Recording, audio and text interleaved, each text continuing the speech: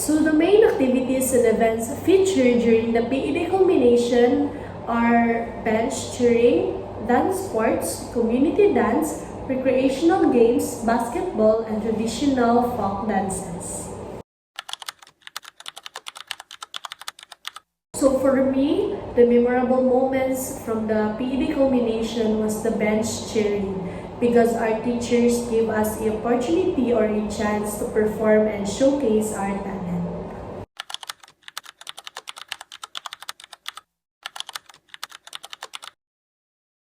The PE Day culmination likely contributed to promoting physical fitness and health awareness among students by providing a platform for showcasing various physical activities, fostering a sense of community engagement, and emphasizing the importance of regular exercise for overall well-being.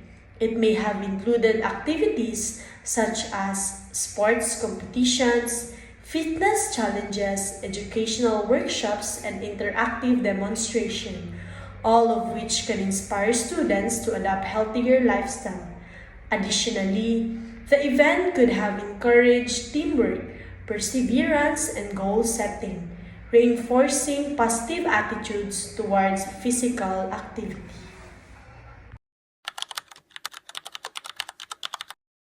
I will rate it 100% because it's not just an event or activities but a knowledgeable one.